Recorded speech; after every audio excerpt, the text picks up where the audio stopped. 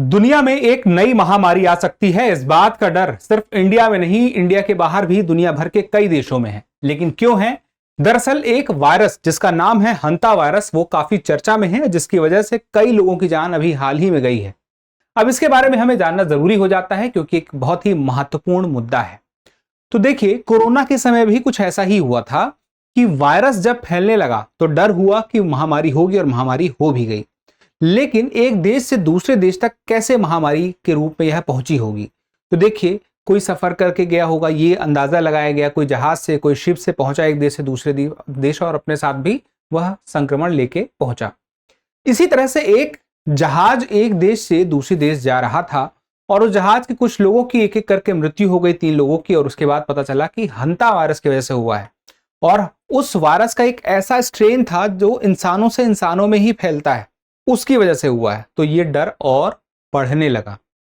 लेकिन दरअसल ये हंता वायरस कोई नया नहीं है, ये काफी लंबे समय से है। लेकिन डर इस बात का हुआ है कि अभी तक यह इंसानों से इंसानों में फैलने का मामला देखने सुनने को नहीं मिल रहा था। अब वह भी देखने सुनने को मिला है, यानी कि एक अपने आप में नया और स्ट्रॉन्ग वेरिएंट यह इस वायरस का है। जैसे कोरोना के टाइम पे हमने सुना था कि डेल्टा वेरिएंट है, ओमिक्रॉन वेरिएंट है, तो डेल्टा के बारे में हमने जाना कि वो बहुत ही खतरनाक था, बहुत ज्यादा नुकसानदायक था, तेजी से फैल रहा था। वैसे ही यह भी एक अलग किस्म का वेरिएंट है, स्ट्रेन है। तो अब बात आती है इस बारे में बात जानने की कि हंता वायरस है क्या। सारी बातों को एक एक करके जानेंगे, लेकिन सबसे पहले ये जानकारी कि अगर आप यूपीएससी की तैयारी अपने घर से करना चाहते हैं, क्योंकि आप बड़े शहर या महानगर नहीं आ सकते हैं आपकी जॉब की वजह से, या फिर आपकी पढ़ाई की वजह से कॉलेज में जो चल रही है, और उसके साथ आप यूपीएससी की तैयारी करना चाहते हैं बेहतरीन शिक्षकों के साथ में, तो ये ऑनलाइन कोर्स है, लाइव ऑनलाइन कोर्स है, दृष्टि लर्निंग ऐप पर मिलेगा। और आपकी पूरी यूपीएससी की जीएस की क्लास, चाहे वह प्रीलिम्स हो चाहे वह मेंस हो, कंप्लीट क्लास 14 महीनों में कवर करा दी जाएगी। लेकिन आप 18 महीनों तक क्लास को जितनी बार चाहें उतनी बार देखें, यानी कि मल्टीपल टाइम रिवीजन आप कर पाएंगे। और ना सिर्फ क्लास मिलेगी बल्कि आपको नोट्स मिलेगा।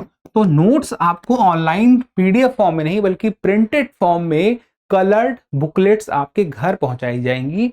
और उसके साथ ही आप टेस्ट भी दे पाएंगे, और टेस्ट दोनों नेचर के होंगे, यानी कि प्रीलिम्स के नेचर का भी टेस्ट होगा, मेंस के नेचर का भी टेस्ट होगा।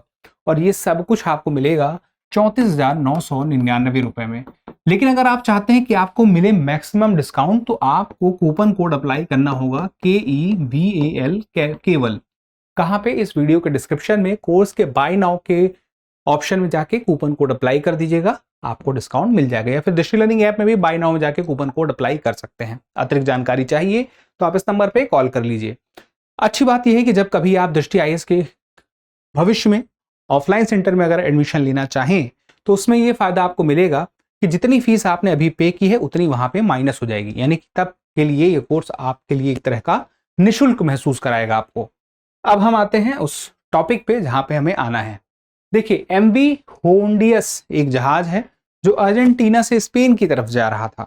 उसी में कुछ यात्रियों को बीमार होने की खबर मिली। बाद में WHO ने यह तय किया, स्पष्ट किया कि यह जो मौतें हुई हैं हंता वायरस से, और इंसानों से इंसानों में फैलने वाले एक खास स्ट्रेन, तो हंता वायरस का एक खास स्ट्रेन था जिसका नाम था एंडीस, ANDES।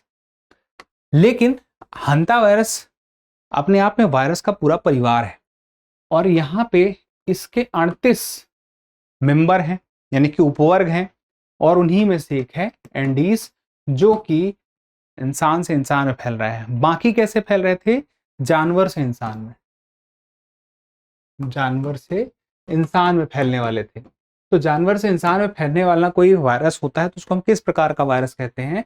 यानी कि एंडीज वाले में भी जानवर से इंसान में फैल सकता है, सारे स्ट्रेन में। तो जानवर से इंसान में फैलने वाला जो वायरस होता है उसको हम बोलते हैं, जो बीमारी होती है उसको हम बोलते हैं जूनोटिक बीमारी। ठीक है, तो बीमारी जो कि जानवर से इंसान में फैले वो क्या है? जूनोटिक है।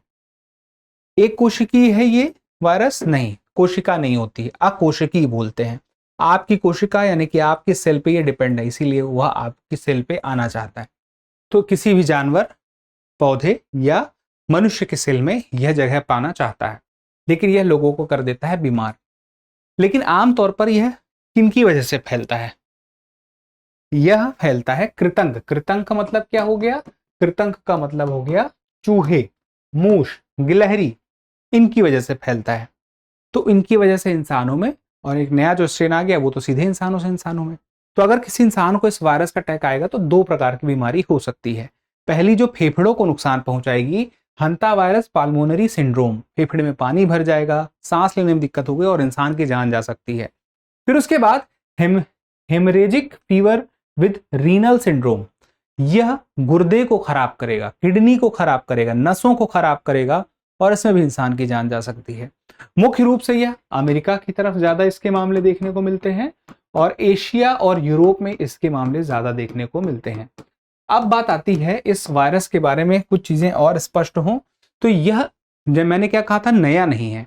कितना पुराना है? 1950 के दशक में जब कोरियाई युद्ध चल रहा था तो वहां के सैनिकों में इसके मामले देखने को मिले थे। तब यह उतना उजागर नहीं हुआ था, लेकिन 1993 में जब अमेरिका में इसका बहुत ही ज्यादा प्रवाह और ज्यादा नुकसान देखने को मिला, इंसानों की जान गई, तो फिर उसके बाद यह अपने आप में पहचान अपनी बड़ा करते गया। और उसके बाद भारत की बात करें तो भारत में सन 2000-2001 के आसपास से, तब से यह मौजूद है। दक्षिण भारत में इसके केसेस देखने को मिले।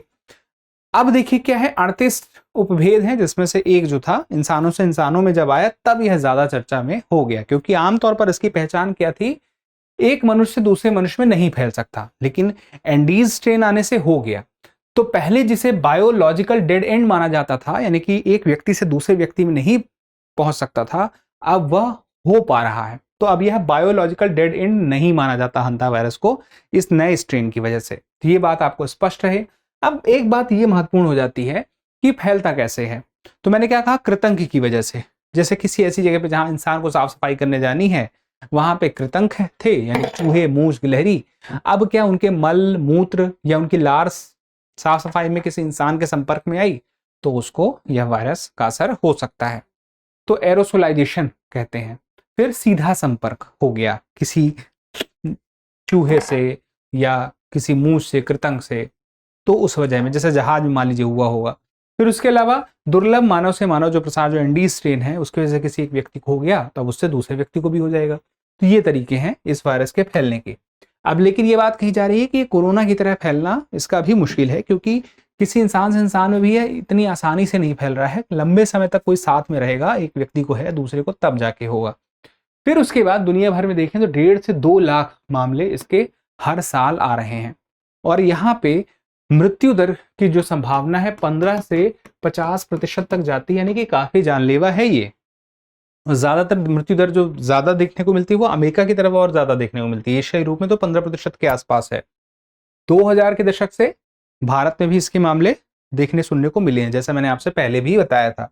अब बात यहाँ पे आती है लक्षण की। तो देखिए, फ्लू के लक्षण कई वजहों से, नॉर्मल फ्लू भी हो सकता है, मौसम की वजह से भी हो सकता है, लेकिन इसकी वजह से हो सकता है। तो आप खुद से डिसाइड नहीं करना कि आपको हंता वायरस का प्रकोप हुआ है, डॉक्टर डिसाइड करेंगे।